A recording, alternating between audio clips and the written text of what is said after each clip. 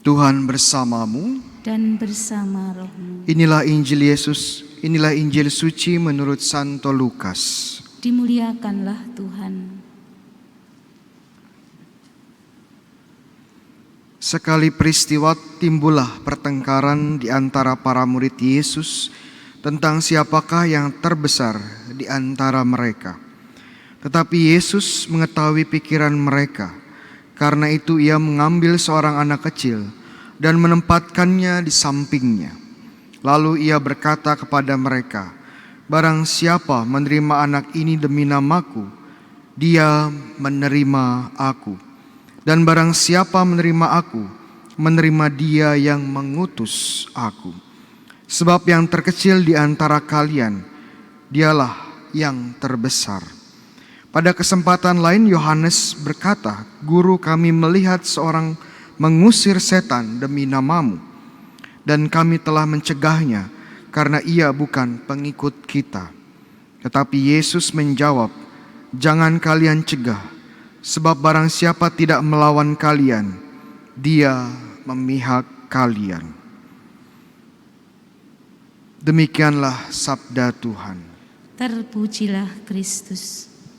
Saudara-saudari yang terkasih dalam Kristus, kalau saudara-saudari ini mengikuti perayaan Ekaristi setiap hari, teman-teman akan menyadari bahwa bacaan ini sepertinya tidak jauh berbeda dengan bacaan minggu ini dan minggu lalu.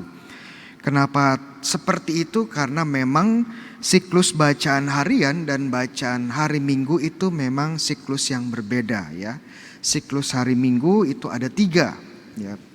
Tahun A, B, dan C ya. Sedangkan untuk siklus harian ada 2 siklus 1 dan siklus 2 ya. Dan karena perbedaan siklus ini kadang-kadang bacaannya ada momen-momen bacaannya hampir mirip ya. Contohnya hari ini ya tentang pelayanan ya. Dan berbicara tentang pelayanan itu adalah salah satu kunci ya, kata kunci dari hidup Yesus. Dan juga kata kunci dari para pengikut Yesus ya, pelayanan. Dan kenapa ini menjadi kata kunci? Karena memang pelayanan itu adalah ekspresi ya, salah satu ekspresi dari kasih. Dan saat kita mengasihi secara total, secara penuh dedikasi, kita justru mendapatkan hidup yang penuh.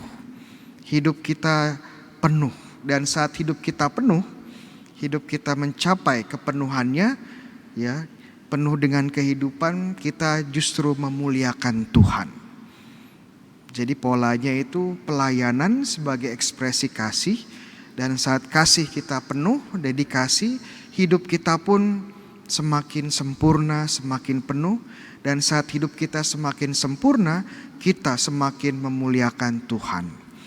Oleh karena itu Santo Irenaeus, Bapak Gereja dari abad kedua, dia bilang, ya saya pakai bahasa Inggris dulu ya, "The glory of God is when man's fully alive." Ya. Kemuliaan Tuhan adalah saat manusia itu penuh dengan kehidupan.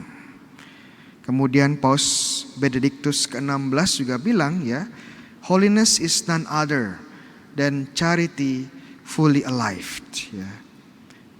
Kekudusan tidak lain dari kasih yang dihidupi secara penuh. Ya. Jadi kuncinya kalau teman-teman ingin bahagia, ingin hidup ini terasa penuh makna, melayani. Melayani. Melayani itu apa sih Romo? Melayani itu apa? Ya. Melayani itu tidak lain menjadikan orang lain sebagai target perbuatan baik kita ya. Jadi fokusnya bukan diri kita lagi tetapi orang lain. Tapi ini susah ya, gak mudah. Kenapa? Karena kita selalu punya tendensi saya dulu, saya pengen sukses dulu, saya pengen senang dulu ya. Selalu ada tendensi untuk mendahulukan diri kita. Selalu ada tendensi untuk menjadi egois. Dan ini wajar ya, wajar karena memang sebagai anak kecil biasanya seluruh pusat perhatian untuk kita. Ya, pusat kasih buat kita. Tapi itu anak kecil. Ya. Masa umur sudah 20, 30, 40, 50, suster berapa? Ya. Masa perilakunya seperti anak kecil? Enggak kan? Semakin kita dewasa, orientasi kita, prioritas kita semakin keluar dari diri kita. Dan saat kita keluar dari zona nyaman kita, disitulah kita justru berkembang dan penuh dengan kehidupan. Kalau teman-teman perhatikan dalam hidup teman-teman, kok hidup saya rasanya boring ya. Hidup saya kok rasanya monoton. Hidup saya rasanya tidak bahagia. Mungkin kurang pelayanan. Tidak perlu sebenarnya mengisi hidup kita yang boring ini ya dengan kesenangan duniawi. Justru sebaliknya, kalau kita hanya kejar kesenangan duniawi, hidup kita, pribadi kita semakin mengkerut ya. Semakin malah tidak bahagia. Justru kalau ingin expand pribadi kita, ingin berkembang, ingin tumbuh, harus keluar dan melayani dan mengasihi. Dan sebenarnya mengasihi dan melayani itu banyak sekali caranya. Tentunya sebagai teman-teman awam, pelayanan utama di mana? Di keluarga.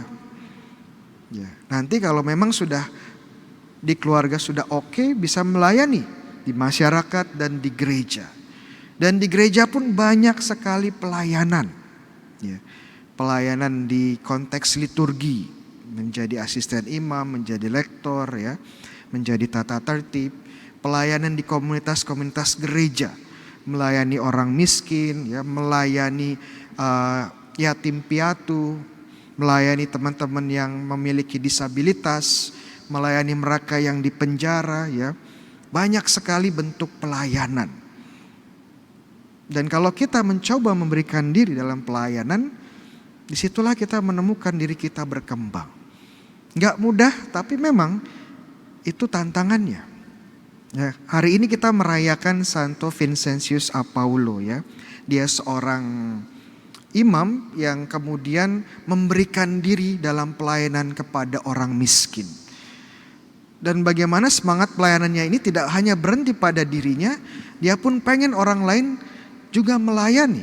Makanya dia mendirikan sebuah kongregasi atau lembaga hidup bakti yang kita kenal sebagai kongregasi misi ya. Di Surabaya banyak, CM. Jadi kita ucapkan selamat kepada saudara-saudari kita CM. Ya, dan ini menjadi hari raya mereka. Dan salah satu tulisan yang bagus menurut saya dari Santo Vincentius ini, dia pernah bilang ya, memang benar bahwa orang-orang miskin ini kadang-kadang kasar, kadang-kadang kotor, kadang-kadang bau ya. Tapi kita nggak boleh melihat hanya penampilan luar mereka. Kita harus melihat dengan mata iman.